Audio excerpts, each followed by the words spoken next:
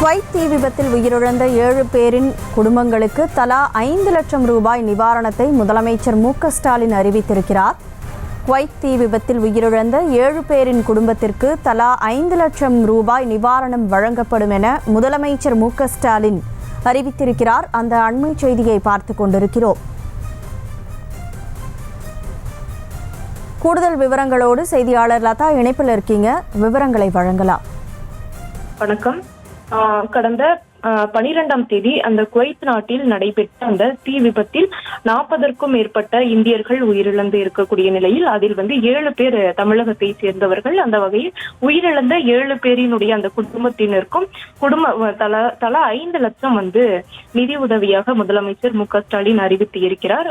முக்கியமாக தூத்துக்குடி மாவட்டத்தை சேர்ந்த வீராசாமி மாரியப்பன், திருச்சியை சேர்ந்த எபமேசன் ராஜு, கடலூர் மாவட்டத்தை சேர்ந்த கிருஷ்ணமூர்த்தி, சென்னையை சேர்ந்த கோவிந்தன், அதே போல தஞ்சை மாவட்டத்தை சேர்ந்த புனாப் ரிச்சர்ட் ராய், அதே போல ராமநாதபுரம் மாவட்டத்தை சேர்ந்த கருப்பண்ணன் ராமு மற்றும் விழுப்புரம் மாவட்டத்தை சேர்ந்த முகமது ஷெரீப் ஆகிய 7 பேர் அந்த தீ விபத்தில் உயிரிழந்திருக்கக்கூடிய நிலையில் 7 பேரினுடைய குடும்பத்தினருக்கும் முதலமைச்சர் மு.க.ஸ்டாலின் நிதி உதவி அளித்திருக்கிறார்.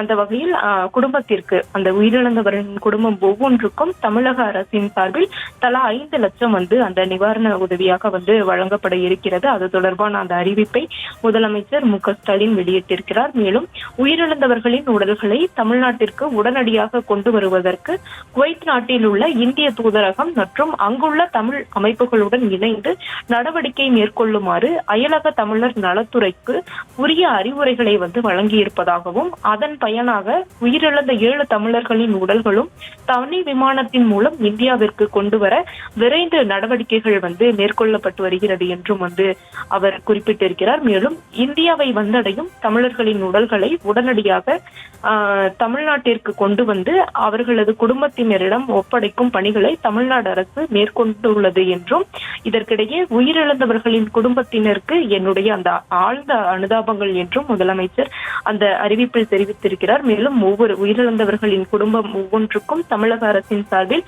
5 லட்சம் நிதி உதவி வழங்கிடவும் உத்தரவிட்டிருப்பதாக அந்த அறிவிப்பில் தெரிவித்திருக்கிறார். மேலும் இந்த கொடிய தீ விபத்தில் காயமடைந்த குவைத் நாட்டிலேயே சிகிச்சை பெற்று வரும் தமிழர்களின் அந்த தொடர்புடைய விவரங்களை திரட்டிடுமாறு அயலக தமிழர் நலன் மற்றும் மறுவாழ்வுத்துறைக்கு அறிவுரை வழங்கியிருப்பதாகவும், உரிய நடவடிக்கைகளை அத்துறையினர் மேற்கொண்டு வருவதாகவும் கூட அவர் குறிப்பிட்டிருக்கிறார். மேலும் சிகிச்சை பெற்று வருபவர்கள் விரைந்து குணமடைய தேவையான உதவிகளை குவைத் நாட்டில் உள்ள இந்திய தூதரகத்துடன் இணைந்து அயலக தமிழர் நலத்துறை துரித நடவடிக்கைகள் மேற்கொண்டு வருவதாகவும் கூட குறிப்பிட்டிருக்கிறார். குவைத் நாட்டில் பணிபுரிந்து வரும் தமிழர்கள் அங்கு கொடிய தீ விபத்திற்கு ஆளானதுடன் உயிர்களை இழந்தும் தீக்காயங்களுக்கு சிகிச்சைகள் பெற்று வரும் நிலையை எண்ணி வேதனையில் ஆழ்ந்துள்ள தமிழர்களின் அந்த உறவினர்களுக்கு தமிழக அரசு எல்லா உதவிகளையும் வழங்கிட தயாராக இருப்பதாகவும் கூட அந்த அறிக்கையில்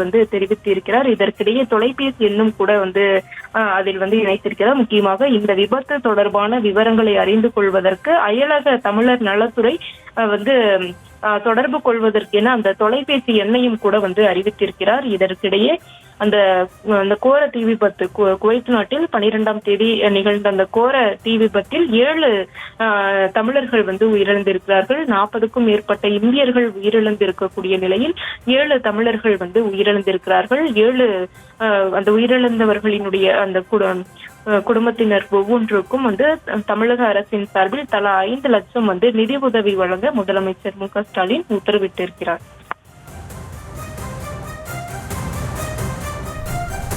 விவரங்களுக்கு நன்றி லதா. செய்திகளை உடனுக்குடனும் துல்லியமாகவும் தெரிந்து கொள்ள சப்ஸ்கிரைப் பண்ணுங்க.